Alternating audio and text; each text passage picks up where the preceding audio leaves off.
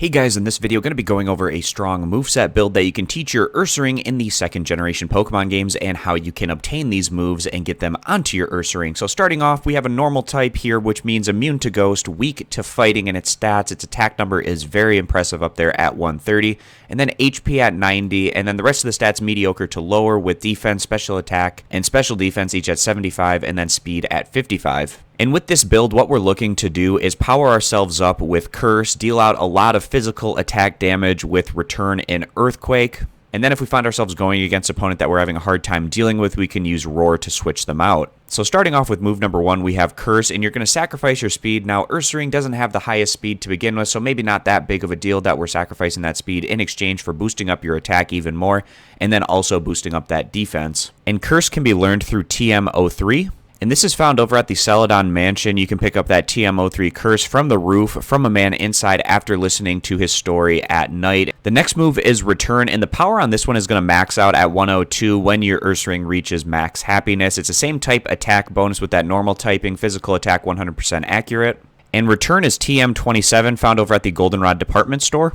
And at the Goldenrod department store, it's going to be on the 5th floor. On Sundays, a woman will appear who will give the player TM27 Return if the lead Pokemon in the player's party has high friendship. And then move number 3, we have a couple of different options. I like going with Earthquake, given the fact that it diversifies your offensive attacks that you can choose from. And if you find yourself going against a rock-type opponent, then a normal-type attack is going to be tough to break through, whereas a ground-type attack like Earthquake is a super effective option. So Earthquake, 100 power, 100 accuracy. And this is TM26, found over on Victory Road. And on Victory Road, it's going to be on the 2nd floor in the Northwestern Plateau area. That's where you can pick up the TM for Earthquake. And if you wanted to, you could slot in Rest. You're just not going to have as many diverse options in terms of offensive attacks. But what Rest is going to do is you're going to sleep for 2 turns, and it's going to restore your HP and status. And this is actually a move that Ursaring can pick up through leveling up, and it's grabbed at level 29. And move number 4, we have Roar, which is going to force the target to switch to a random ally, and not just if you're in a bad matchup, but also if you're going against an opponent that's boosted themselves up with a stat boosting move. Well, if you force them out, then it's going to cause those to reset, so it's a nice option to have in a competitive team.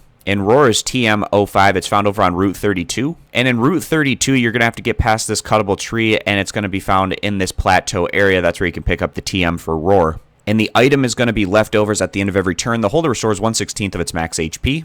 And you can pick up leftovers from a wild Snorlax, from a trash bin in the Celadon City restaurant, and through repeatable methods by trading Wild Clefable or Wild Snorlax from the first generation games over to the Gen 2 games. And that's going to round out this build. Now, if you don't find yourself in a strictly competitive situation against another trainer, then you maybe don't necessarily need Roar in that move number 4 slot, and perhaps you could slot in Rest in that instance if that's something that you're interested in doing. And another option that I don't think is quite as good, but you could still do, is in move number 4 slot in Sleep Talk, which is TM35. And you would do that if you slotted Rest into move number 3, and when you're asleep, you can use Sleep Talk to randomly use one of your other moves. And that's going to finish this one off, so I appreciate you guys stopping by. Consider subscribing to the YouTube channel, and I'll catch you back here next time.